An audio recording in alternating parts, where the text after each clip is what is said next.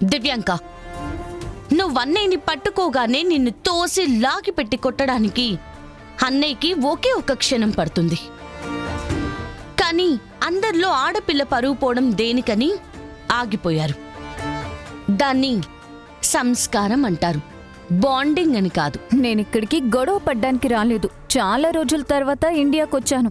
నా స్నేహితురాల్ని, నా శత్రువుని పలకరించి వెళ్దామని వచ్చాను. నువ్వు నేను తర్వాత లెక్క సెటిల్ చేసుకుందాం, సరేనా? దివ్యాంక, మెడ పట్టుకుని గంటేకి ముందే ఇక్కడి నుంచి వెళ్ళిపో. కనీసం ఉన్న కొంచెం పరువైనా మిగులుతుంది. అరే కౌశికి, ఏమైంది? ఎందుకు ఇంత ఆవేశపడుతున్నావు? కొంచెం కూల్గా ఉండు. ఇలా అరిస్తే నీ ఆరోగ్యానికి మంచిది కాదు. నేను నీ మీద గెలిచే రోజు దగ్గరలోనే ఉంది. అప్పటి వరకు నువ్వు ఆరోగ్యంగా ఉండాలి కదా. నువ్వు వదిన మీద గెలవాలంటే నువ్వు ఒక పని చేయాలి దివ్యాంక. ఏంటో అది? అలా బెడ్ మీద పడుకుని కలలు కనాలి.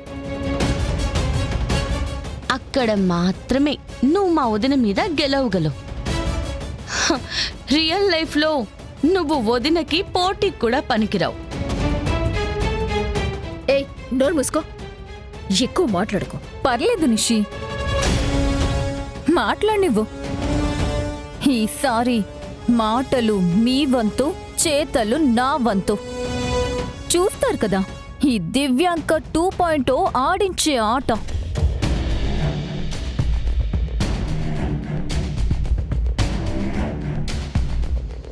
హాయ్ రమేష్, సారీ నిన్ను చూడనేలేదు. ఎలా ఉన్నావు? ఏంటి, చేసిన తప్పుని కప్పిపుచ్చమని కౌశికితో డీల్ మాట్లాడుకోవడానికి వచ్చావా? న్యూస్తో బిజినెస్ చేయడం నీకు తెలిసినంతగా మా అక్కకు తెలీదు దివ్యాంక. ఏదో నిజం వైపు నిలబడి పోరాడగలదు, అంతే. మరైతే ఈసారెందుకు మోసం వైపు నిలబడుతుంది?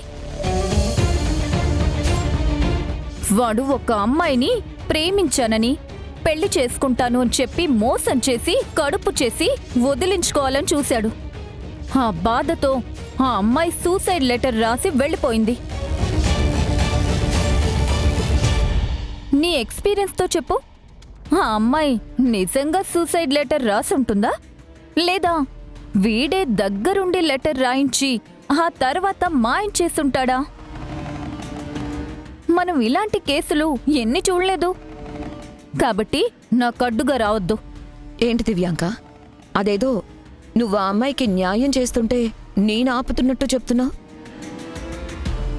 నువ్వు ఇతని సమస్యతో బిజినెస్ చేయాలని చూస్తున్నావు. నేనది జరగనివ్వను. పోలీసులకి అసలు జరిగిందేంటో చెప్తే వాళ్ళే సునీతకేమైందో కనుక్కుంటారు.